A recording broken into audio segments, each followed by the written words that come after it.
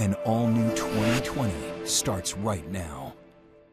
A chaotic scene. Local pastor Matt Baker has arrived home to find his wife, Kari, unresponsive in their bedroom. I put my head to her chest and no air coming out, felt for pulse, nothing. An EMT told me that my daughter was dead. There was a piece of paper on the end table and something didn't set right. Your wife took her own life, and it's pretty obvious. I just kept saying there's no way. Was there an autopsy done initially? There was no autopsy done. We don't think Kari killed herself. We know she didn't. Your assignment for today. We're investigating. We did. It was nonstop all the time. I would go, "Good morning, angels." Harley's Angels of Waco. They were this group of strong women who were not going to just let this go. You're presented with a crime scene that's not really a crime scene, right? Things aren't adding up. I have to know the truth. What are you talking about? Murder?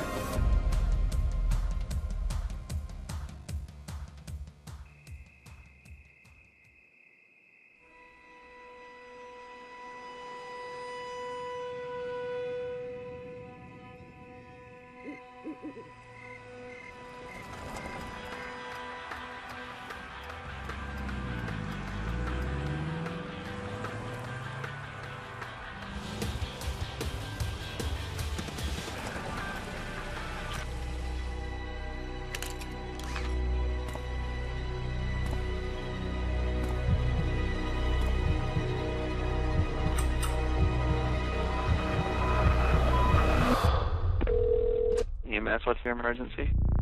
My wife is laying in the bed. Her lips are blue, hands are cold. It was just before midnight here in the small town of Hewitt, Texas, on the outskirts of Waco. Beloved minister Matt Baker comes home to find his wife unresponsive in their bedroom. Their two young daughters asleep in their beds. Matt calls 911. Are you in there with her right now? Is she conscious?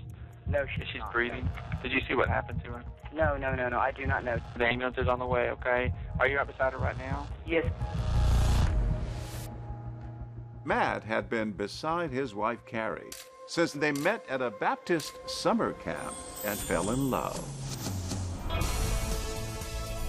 I was the assistant director and she was one of the camp counselors. And from day one, we kind of hit it off. Kari fell head over heels. She told the family that she'd met a good Christian boy and she'd fallen in love.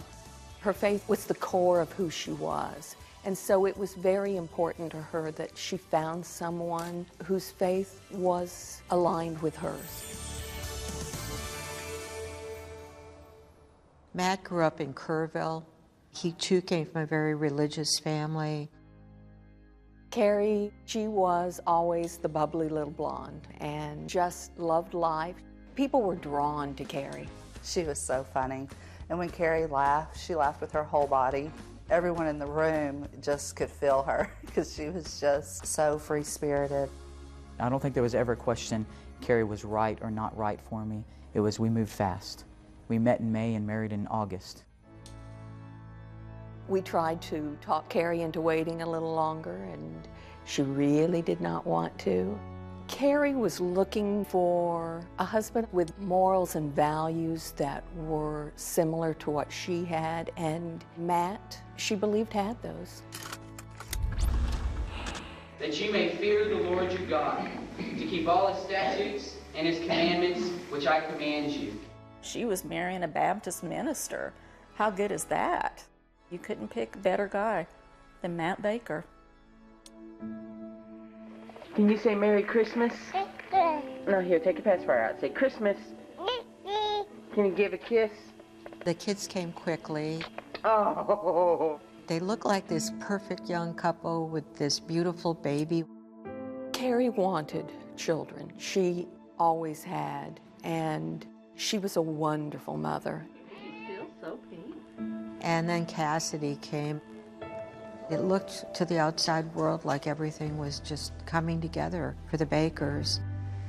If you know our children or not, this is my wife, Kari, and it's special for me to do this because they are my children, our children. Cassidy, hi. But it was just after Cassidy's first birthday when the family was dealt some heartbreaking news about her. It turned out that she had a brain tumor. Kari was devastated, absolutely devastated. We went to Cook Children's Hospital in Fort Worth. It was a scary time, and she struggled in pediatric ICU for 60 days. They started chemotherapy on her. They didn't know if she would make it through, but she did. We get to bring her home. That was one of the happiest days. She needed a lot of care when she came home, but she was expected to recover. The Academy Awards were playing that night, and I remember staying up watching that. I went in and checked on Cassidy, and she was fine. I gave her a kiss and said a prayer, checked on their older sister, kissed her, said a prayer, and went to bed. A little while later, he got back up and went and checked on her a second time. This time he started screaming. Kari jumped up, ran into the room, found Cassidy, and she wasn't breathing at all. I yell at my wife as I'm taking her out of the bed, and I put her on the floor and I begin CPR. She calls 911. They brought Cassidy to the hospital, but they weren't able to save her. Cassidy died.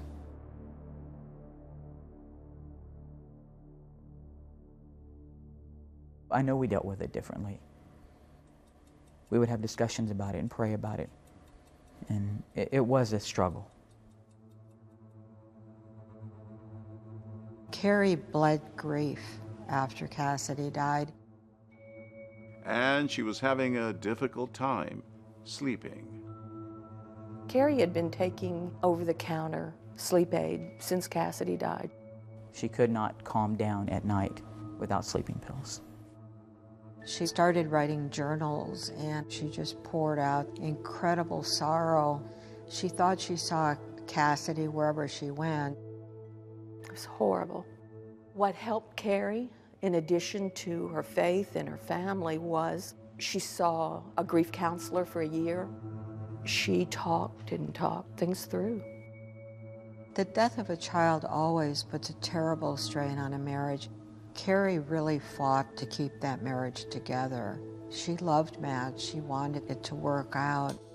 I just told Kari that men and women often grieve in different ways. In time, the Bakers and their daughter tried to move ahead with their lives. It was 1.5 years after Cassidy's death. Kari found out that she was pregnant. Kari said that the baby was coming by the grace of God. There was definitely a fear in my wife that I had not seen before. A fear of what if. I lost one, what if we lose another one? I can't handle that. She loved her girls, and she was so strong for them. Cassidy's life was cut short, but she had them. The 4 of them looked like this perfect little family. You would think, oh, look, they just have it all. EMS, what's your emergency? Almost exactly 7 years after the death of her daughter, Cassidy, Kari is now seemingly lifeless on their bedroom floor while her husband works to save her. Do compressions first, okay? Just keep doing compression.